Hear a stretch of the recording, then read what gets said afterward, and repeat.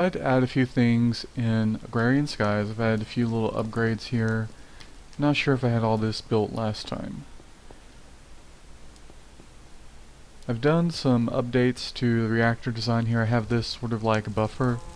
This energy cell buffers 50 million energy versus 10 million from the reactor, so it's equivalent of this thing running to full charge 5 times. I built a tank back here to store the monster energy stuff, mob essence. That's what powers my mob spawner over here. Well, I'm having some pathing issues. That's completely user operator error caused.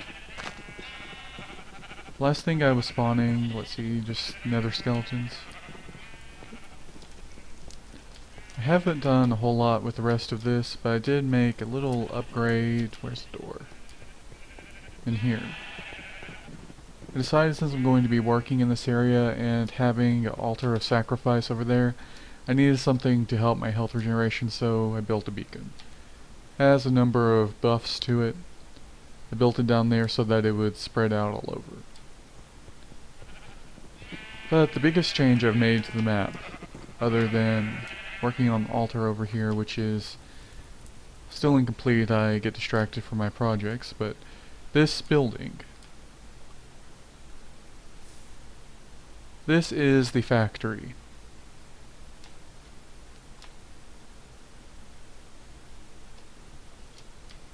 I moved most of the stuff I had in the main tower into this.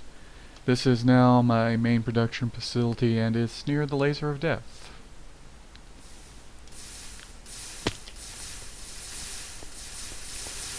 My cobblestone generators are now running at full power all the time. 10 of them now, I guess. Let's see. No, 12, sorry. 381,000 stone, which gets sent in here, to this buffer chest, and fed in here to make gravel, sand, and all sorts of useful things. 91,000 gravel, 23,000 sand, and 18,000 dust. This is used for the quest where you have to either compress or transmit all these substances into the overworld. These are my storage units for my ores. I've got that running full power now. It's basically, 64 diamond. Emerald. Anyway, this is producing my minerals. You can see here, due to the glass, how the stuff is generated. The gravel comes from there, routes over here to this chest, and runs down into here to feed the machines. They extract from the gravel little pieces of ore, which I put together and basically send over there to my assemblers. The assemblers are programmed to assemble a number of different types of ores, and that gets sent over there to the furnace line. There's 64 on this wall and 64 over here, all powered by the nuclear reactor. Right now this is making rubber bars, which you can send over there and send back around to make plastic. Let's see if I have any plastic I can show you. Plastic is used to make a lot of these items you see, particularly like the CPUs, things that go in the machines. Let's see. Some of this stuff I have programmed just to go into the garbage there. It's not that useful. But the way I've set this up, I can pretty much leave this running full power all the time. It's not like my other design where I'd have to periodically empty it out. Because of these deep storage units, I can just basically ignore it. I may build another expansion over here. I have a chunk loader over here that basically keeps everything loaded.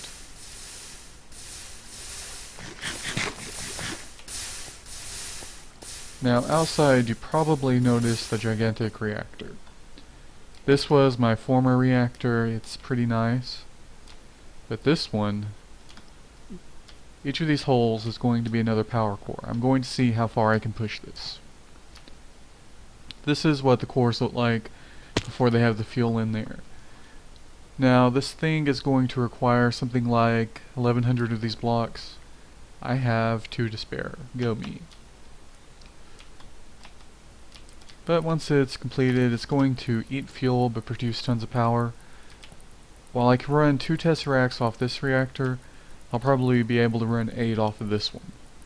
So the larger you go, it does seem to get a little bit more efficient in terms of fuel consumption.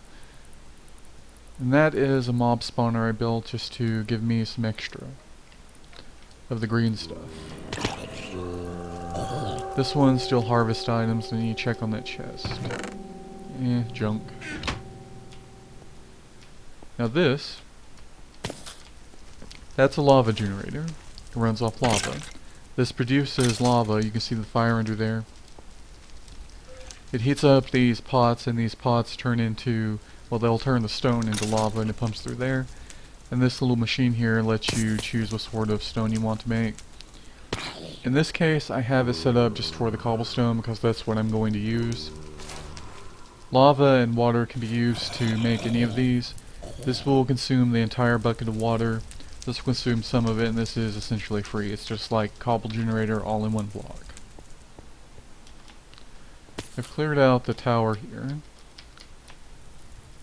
And if I don't recharge that thing soon, I'm going to be falling to my death.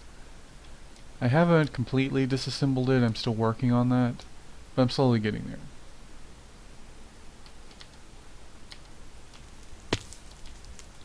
Now in here it's a lot cleaner than what it was. But that's some of the upgrades I've made. I've also been working on this reactor here. I've switched this over to plutonium. That's like the waste fuel the other reactor makes, so whenever it runs out of fuel or uses up all the fuel, it turns into plutonium. I can still run this reactor. And with the energy buffer there, it's pretty useful. Well, that's just a slight update to this map. Thanks for watching.